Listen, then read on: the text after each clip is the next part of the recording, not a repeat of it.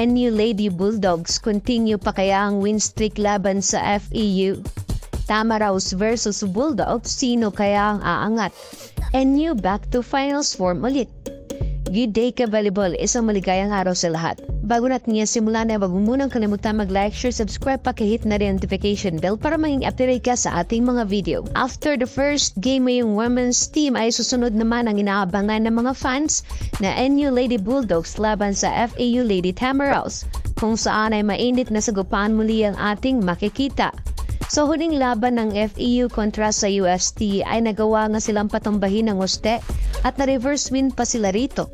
Naging maganda nga ang bakbakan ng dalawang panig kung saan ay halos di nagkakalayo ang kanilang performances. 5-setter game nga ang nagawa nila to the point na pinakaban nila ang undefeated pa rin na UST. Tagaod leading the team with 15 points ngunit di nito kinayang buhati ng kanyang kupunan. Hindi naman siya nag-iisa sa scoring department dahil sinamahan naman siya ni Asis at Bakangke.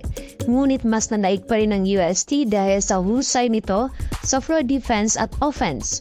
Siguro kinakailangan lang ng FEU na mas maging consistent sa mga atake dahil medyo nagkakaroon niya sila dito ng lapses.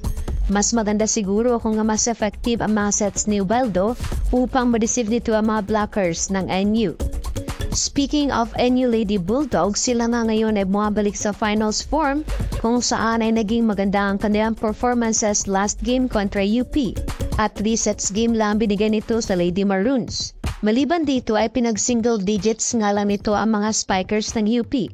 Samantala tulungan naman sina Belen, Alinsog at Solomon na nakapag-double digits para sa kanilang kupunan. Ito na nga ang pinakamalinis na laro ng NU kung saan ay nales na nila ang kanilang mga errors. Mostly kasi sa mga errors nito ay naging dahilan para muntikan pa silang ma-upset ng ibang team. NU will be fighting Tamaraw para sa placement for this preliminary round. Kailangan na nga nilang magsikap na makapag-ipon ng panalo upang makakuha ng pwesto at magkaroon ng kumpiyansa for the next eliminations round. NU has now 3-1 win-loss record while 2-2 naman ang para sa FEU. This will be an exciting match-up to witness dahil for sure walang panig na gustong matalo lang ng basta-basta. Maglalaban na nga ang dalawang panig bukas, February 6, 2024 sa oras na 4 p.m. Mga kabalibol, malalampasan kaya ng NU ang hamon na hatid ng FEU? Malakas ba ang tiwala mo na kayang patumbahin o patunayan ng NU ang kanilang husay laban sa Tamaraws?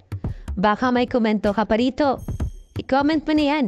Huwag mong kalimutan mag-like, share, subscribe at mag-leave ng comment. I-hit mo rin ang notification bell para maging updated ka sa ating mga video.